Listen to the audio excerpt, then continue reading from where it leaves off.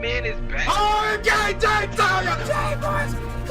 Oh my gosh, the ring got messed up. This is a 5 out of freaking 5. It is beat making time. Next week is E3 week. My album comes out next week. I have delivered. Something is true, something but look at that, my God. This is your boy. All right, ladies and gentlemen of the YouTube citizens, y'all know who this is. This is your boy Dash the True Inferno. Back at it with another, I about to say Call of Duty. Pokemon Unite commentary video gameplay for you guys. And there's a reason why I almost said Call of Duty, but I'll explain more of that in a second. So we got news involving PlayStation. So the main news is that they've been hacked again. Yes, they've been hacked recently, going back to September. So you're probably wondering what happened. So, and why I say again, because this actually happened back in 2011 when they had the PS3 and the PSP was still a thing. And because of that, we couldn't play on the PlayStation 3 online for a month. So that happened during the spring of 2011. Y'all remember that? Yeah, I remember that. I remember that a lot. So that was a thing. Well, now it happened again, but it's not, as far as we know it, right? It's not the point where they had to take down their PlayStation, what is it? It's not Plus. I forgot what it's called. Like their PlayStation online service. I forgot what it's called. But PSN Live or something like that. I forgot what it's called. But nevertheless, yeah, they got hacked again. So what happened this time? So basically what happened was this. So basically going from an IGN article that was posted on September 26th, which said the following. Sony has said it had launched an investigation after a ransomware group claimed to have breached the company's system. And basically, I'm going to skip a paragraph to this part. We have successfully compromised all of Sony systems. This is what was said by ransom.vc. That's what they claim on both on the clear and dark nets, as reported by Cybersecurity Connect. And continuing with the quote, we won't ransom them. We will sell the data. Due to Sony not wanting to pay, data is for sale, end quote. While the claims are unverified at that stage, actually, Cybersecurity Connect says ransomed.vc posted proof of hacked data that includes screenshots of an internal login page and internal PowerPoint presentation outlining test bench details in a number of Java files. There's also a file tree of the internal leak, which appears to have less than 6,000 files. Cybersecurity Connect described this cache of data as small relative to the all of Sony's systems claims. So there you go with that. And then what happened since then is a number of groups claim to have actually hacked Sony, which was weird. So yeah, that was the thing. But some later news came out. So this actually dropped October the 5th and then was updated on October the 6th. So what happened here? So again, according to IGN, they said the following. Sony has begun contacting thousands of current and former staff impacted by recent data breaches after a ransomware group claimed last week it has accessed the company's systems. So basically, Sony's confirmed data breach impacted nearly 7,000 current and former employees. So if you are a current or former employee of Sony, you may want to look into this. Continue with the article. As reported by Bleeping Computer, Sony has now informed employees of its Sony Interactive Entertainment (SIE) division whose data was exposed. The outlet wrote that the notification was sent out to about 6,800 individuals impacted by the breach.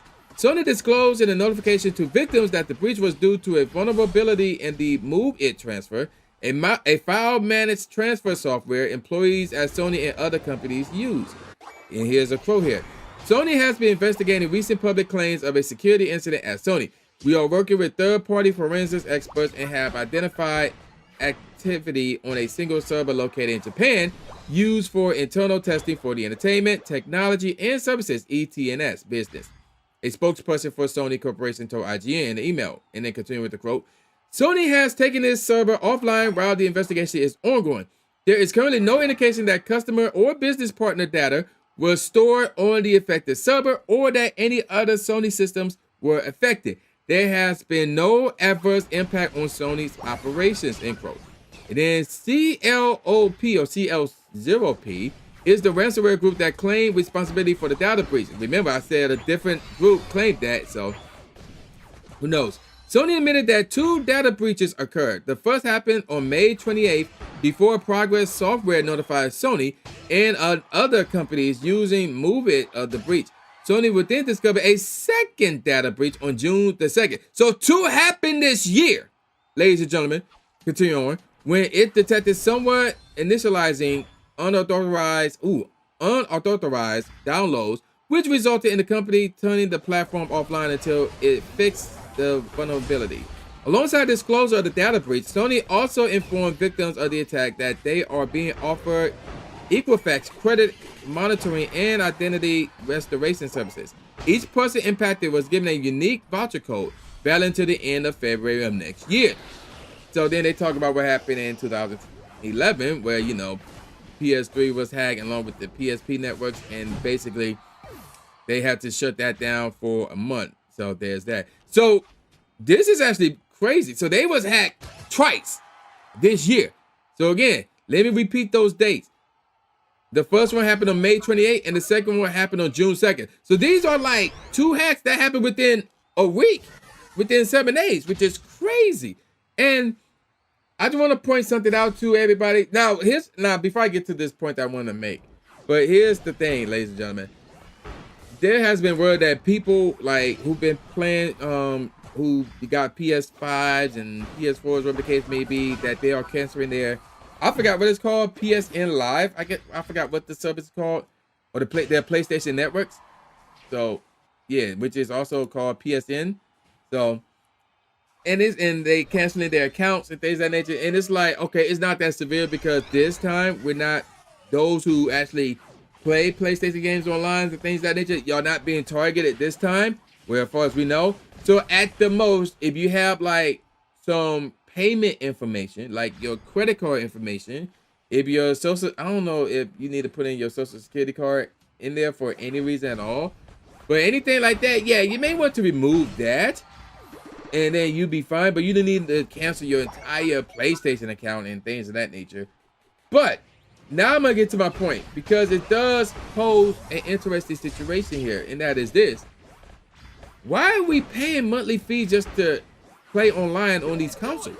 Like, what is this for? Now, granted, with Microsoft and obviously with Nintendo with the Nintendo Online fiasco, yeah, you have games that come with it on a monthly basis, even though these are games that we don't ask for. It's one thing we can pick the games that we want on a monthly basis, then that would be cool. But they just like, once upon a time, they gave us crappy games, but then we start complaining about that. Now they're starting to give us better games. But outside of, getting extra perks and features like, oh, if you pay online, you get this on a monthly basis, whatever the case may be, why we had to pay to play online? If this was on PC, we didn't have to do that. We could play games online.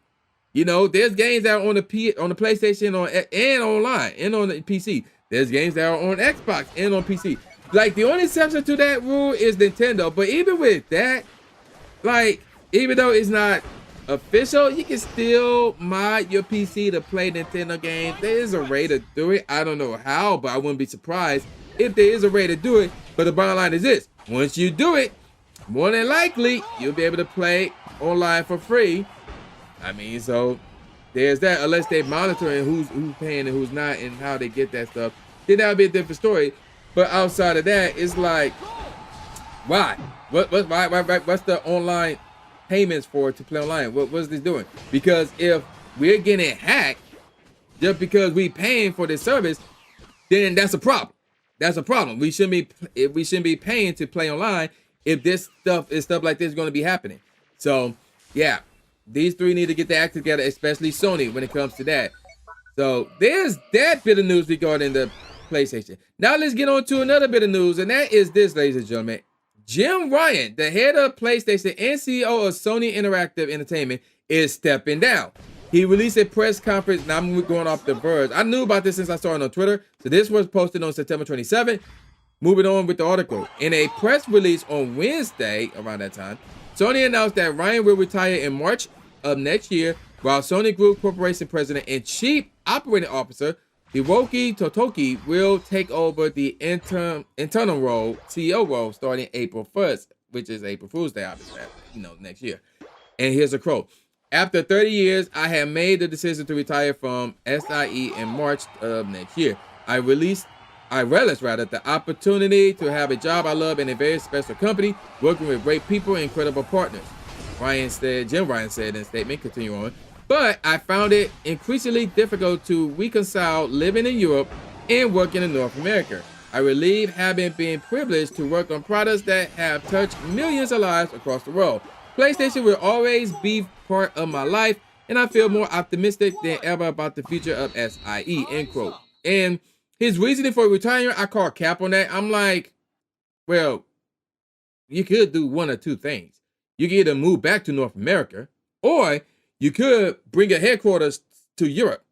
I mean, you could do one of those two things, but to say traveling back and forth is difficult, I'm like, or reconcile, you know, like it's to me, I call cap on that, I call BS on that. And this is my opinion. There's no evidence behind this, but this is my opinion. The reason why I think he's stepping out is, one, because of the hacks that happened this year. Two, because Sony has been anti-consumer with the PlayStation 5. Three, people did not take kindly to what I'm about to talk about next in this video, and that is the increased prices of the PlayStation Plus service. And four, people are not, in my opinion, as far as I know of anyway, are not taking kindly to this new PlayStation Portable device that's coming out later this year, which I'm going to talk about in a separate video. So there's that. And those are my reasons why I think he's retiring. Now let's get something straight. Jim Ryan, you know, he was not always bad, because remember, going back to, you know, obviously we got the PlayStation 1, which was a great system. The PlayStation 2 was a much better system. And in my opinion, the PlayStation 2 is the second best gaming system of all time. It's behind the Nintendo 64. But the PlayStation 2 to me is the second best system of all time. And then when the PlayStation 3 came out, they gotten arrogant because the PlayStation 1 and the PlayStation 2 did its thing. And the only competitions that they had was the original Xbox, which, like, I don't recall what the word is in terms of which system was the best or which one was doing better than the other. But I must say that the PlayStation 2 was doing better than the Xbox, than the original Xbox.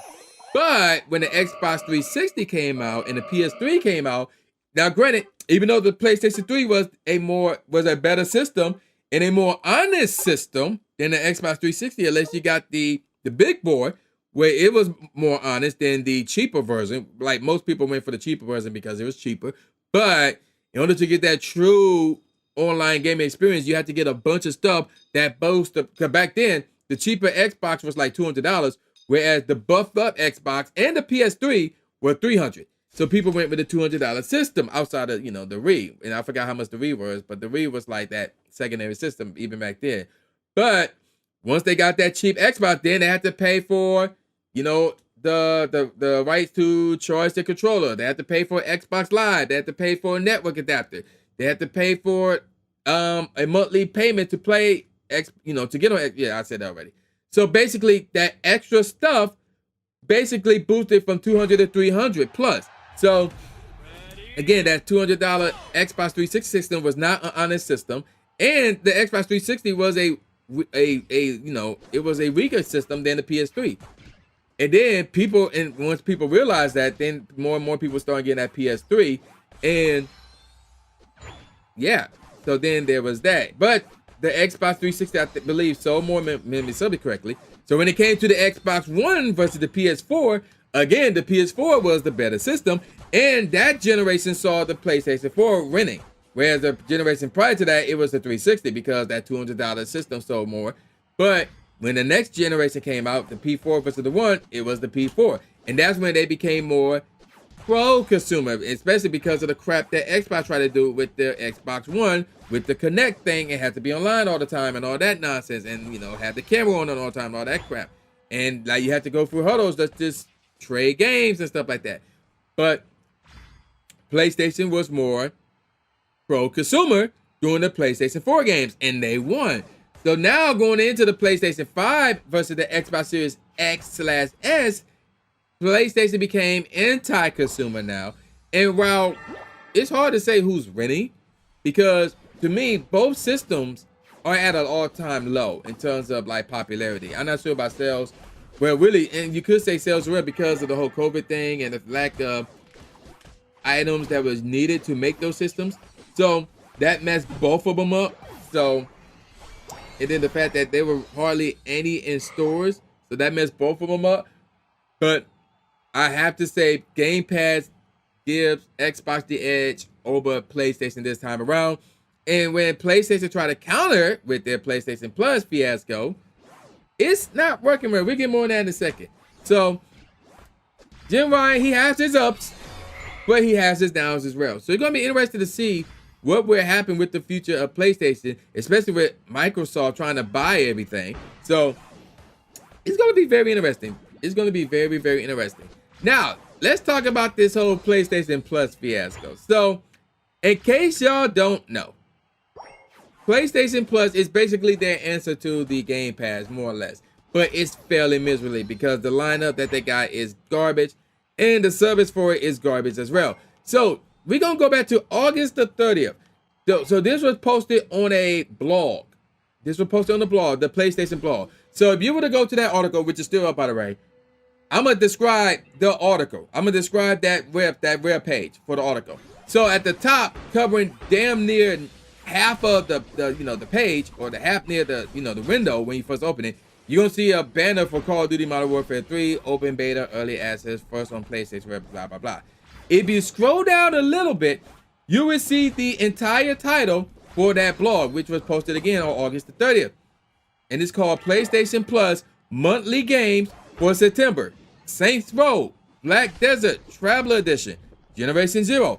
That's the title for that blog. Does it mention anything about price changes? No. But if you scroll down some more, the next thing you will see is the image that goes along with the title. September Monthly Games. And you see Saints Row, Black Desert Traveler Edition, and Generation Zero. That's the image that you see right there. And then after that, you're going to see, well, I guess we could call this a subtitle. And that is this. New pricing changes to PlayStation Plus 12 months plans. So, yeah, you have to do a little bit of scrolling just to see that part. But in terms of to see what the actual changes are, you have to scroll pretty much to the bottom of the article, above the comment section, to see what these price changes are. So let me read it to you real quick. We also want to let you know that starting September 6th, this should have been at the top, to be honest. We will be increasing the price for PlayStation Plus 12 month subscription globally across all benefit plans.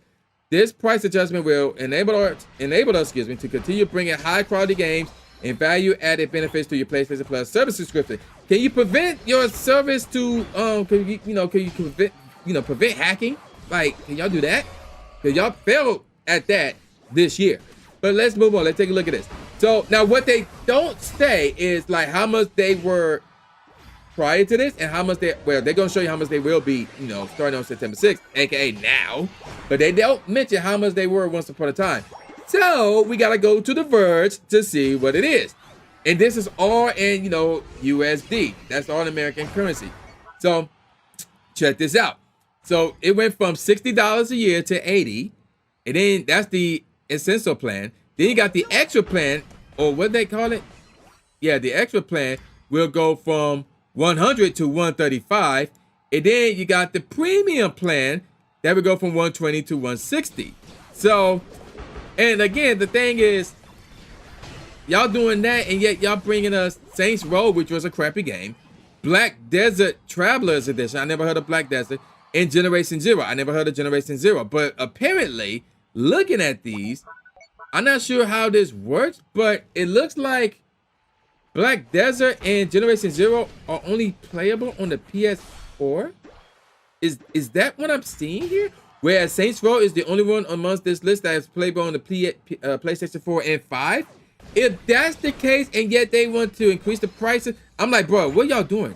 Like, if y'all actually have this, y'all need to cancel. Like y'all need to cancel. Cause this is crap. This is garbage. This is way more garbage than what they were originally.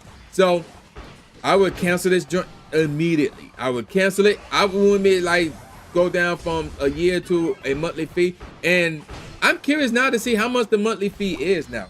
So let me see. Because once upon a time, if you were to go for the yearly thing, it's normally because it's cheaper in the long run than to do a monthly fee.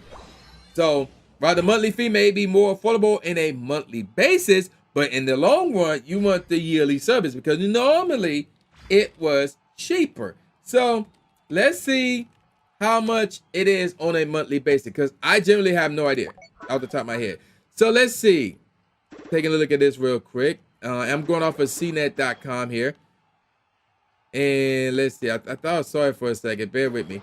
But let's see. PlayStation Plus is $10 per month, which is similar to Xbox Live.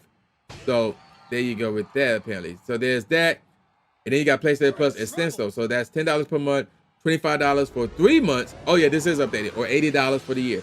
So, well, the Essential, okay, it's still cheaper to get the year because $10 per month for the year, that's $120 as opposed to $80. So you saving $40, but once upon a time, you were saving $60 on a yearly basis.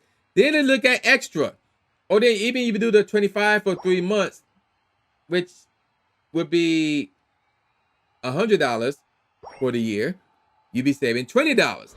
Whereas once upon a time, you'd probably be saving $40, which is again. So basically, $25 for 3 months or $10 per month, it don't matter. It's the same thing per year. So like if you either or, you gonna be paying $100 for the year. Whereas the yearly one, once upon a time, you were saving $40, but now you only saving $10 to $20. Now let's look at the extra. So the extra looks like this: $15 per month, $40 for 3 months, or again, $135 for the year. So looking at that one, the $15 per month, if you do that by 12, I believe that math escapes me at the moment, but let's do the $40 one. So that's like $160. Yeah, so that's $160 for both of them, or $135. So now you're saving about $25, where once upon a time it was $100. So you were saving $60 a year. Now it's $20. Ooh, that's a big change. It's a big change. So let me explain this again.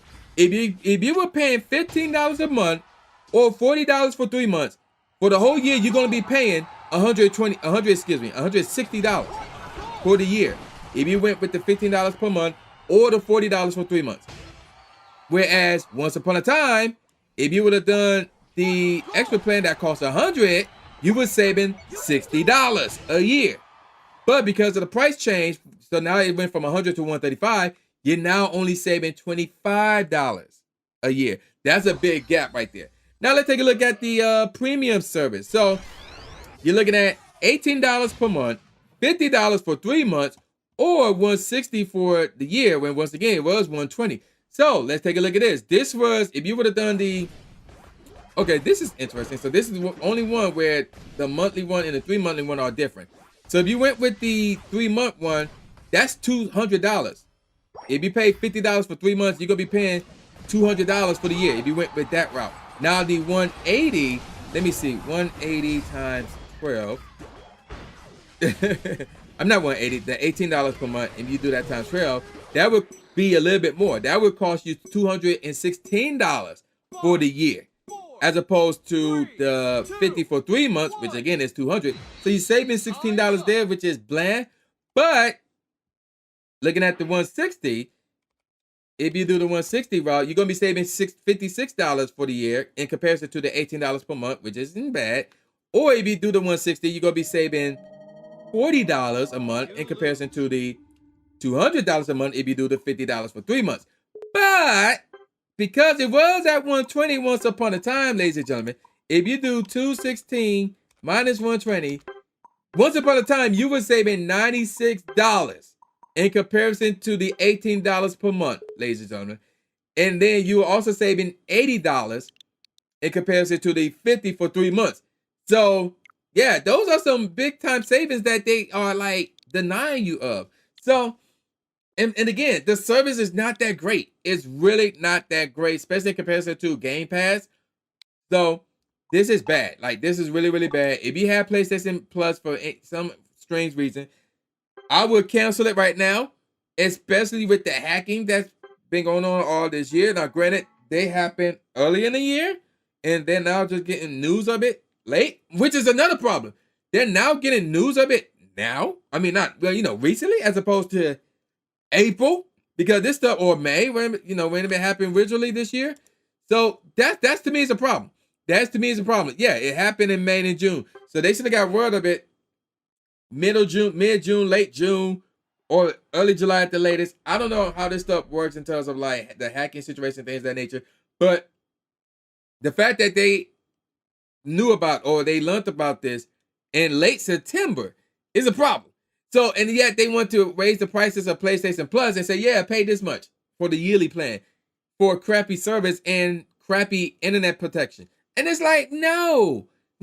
So I would cancel your PlayStation Plus if you have it already. And if you're thinking about getting it, I would not get it at all. So this generation, PlayStation is taking a lot of L's. Like, to me, in my opinion, all three game systems, all three gaming companies are taking L's. But in terms of who's taking the most, it's PlayStation. It's Sony. They're taking the most amount of L's here. And I haven't even gotten on that little PlayStation portable device or that project thing, whatever it's called. So, yeah, there you go with that. I'm going to call it a wrap. And with all that said, y'all know this boy New J Gatsby, a.k.a. New Stephen A. Smith, saying peace out, y'all. And I'll see y'all next time. Yeah.